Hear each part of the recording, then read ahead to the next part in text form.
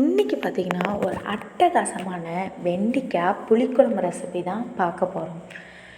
மறக்காமல் இந்த வீடியோவுக்கு ஒரு லைக் பண்ணிவிட்டு, உங்களுக்கும் வெண்டைக்காய் புளிக்குழம்பு பிடிக்குன்னா கண்டிப்பாக ஒரு கமெண்ட் பண்ணிவிட்டு போங்க.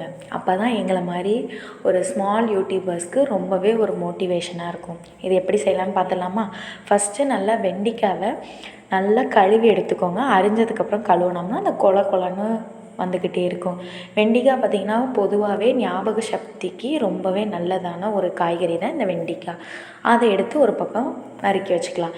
இன்னொரு பக்கம் ஒரு லெமன் சைஸ் புளி எடுத்துகிட்டு நல்லா கரைச்சி 2 தக்காளி, கொஞ்சோண்டு கல்லுப்பு, அதுக்கப்புறம் நம்ம குழம்பு மிளகாத்தூள்னு சொல்லுவோம்ல, குழம்புத்தூள், அதையும் நான் ஒரு 2 ஸ்பூன் போல் பழமான தக்காளி, 2 ஸ்பூன் மிளகாத்தூள், கொஞ்சோண்டு கல்லுப்பு, தேவையான அளவு உப்பு போட்டு நல்லா மசித்து இந்த புளி கரைச்சலை நல்லா ஒரு 2 to 3 அளவு உங்கள் வீட்டில் எத்தனை பேர் இருக்காங்களோ அதுக்கு தகுந்த மாதிரி தண்ணியாக வேணால் தண்ணியாக கரைச்சிக்கோங்க, கொஞ்சம் கெட்டியாக வேணால் கெட்டியாக கரைச்சிக்கோங்க.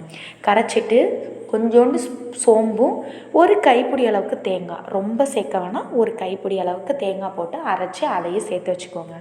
புளிக்குழம்புல பாதி வேலை முடிஞ்ச மாதிரி இந்த ஒரு மிக்ஸை ரெடி பண்ணிட்டிங்கன்னா, இப்போ பார்த்திங்கன்னா நம்ம வெண்டைக்காய் அப்படியே போட்டோம்னா பிசு பிசுன்னு ஒரு மாதிரி குழம்பே ஒரு மாதிரி பிசு பிசுன்னு இருக்க மாதிரி இருக்கும். ஸோ ஒரு கொஞ்சோண்டு எண்ணெய் ஊற்றி நல்லா வெண்டைக்காவை வதக்கி அதையும் தனியாக எடுத்து வச்சுக்கலாம்.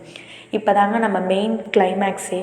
ஒரு பாத்திரத்தை வச்சு தேவையான அளவு நிறையாவே நல்லெண்ணெய், ஏன்னா நல்லெண்ணெய் நம்ம உடம்புக்கு ரொம்பவே நல்லது. ஸோ நல்லெண்ணெய் ஊற்றிட்டு கொஞ்சோண்டு கடுகு, கொஞ்சோண்டு வெந்தயம், ஒரு 1/4 டீஸ்பூன் கடுகு, 1/4 டீஸ்பூனுக்கும் கொஞ்சம் அதிகமாக வெந்தயம் போட்டுட்டு சின்ன வெங்காயம் ஒரு 10-15 சின்ன வெங்காயம், 2 பச்சை மிளகா, கொஞ்சோண்டு கருவேப்பிலை போட்டு நல்லா வதக்கிக்கோங்க.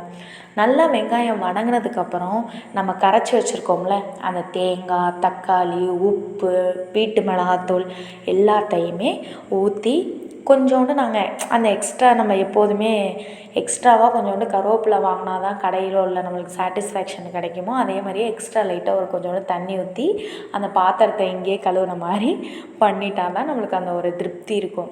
ஊற்றுனதுக்கப்புறம் நல்லா குழம்பு கொதிக்கட்டும், அது வரைக்கும் லைட்டாக மூடி வச்சுக்கலாம். குழம்பு கொதித்ததுக்கப்புறம் பார்த்திங்கன்னா இந்த அளவுக்கு நல்லா கொதிச்சாதான் அந்த ரா ஸ்மெல் நம்ம போட்டிருக்க மிளகாத்தூளோட அந்த பச்சை வாடை போகும். இப்போ நம்ம வதக்கி வச்சுருக்க வெண்டைக்காவை அதோடு சேர்த்து, வெண்டைக்காவை ஆல்ரெடி வெந்து தான் இருக்கும், கொஞ்சம் நேரம் கொதிக்க விட்டு இறக்குனிங்கன்னா அவ்வளோதாங்க, அட்டகாசமான நம்மளோட வெண்டைக்காய் புளிக்குழம்பு ரெடி ஆயிடுச்சு.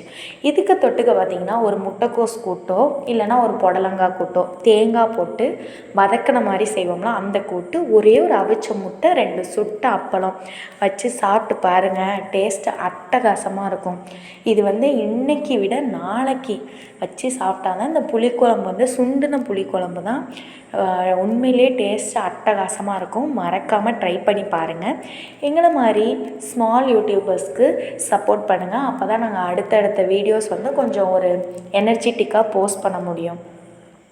இது பார்த்திங்கன்னா நல்லா கொதித்ததுக்கப்புறம் உங்களுக்கு அந்த புளிக்குழம்பு வாடை வரும். லைட்டாக இறக்கும் போது கொஞ்சோண்டு நல்லெண்ணெய் ஊற்றிட்டு இறக்கி சாப்பிட்டு பாருங்கள். டேஸ்ட் அட்டகாசமாக இருக்கும். மறக்காமல் நம்ம சேனலை லைக் பண்ணிக்கோங்க. பாய்.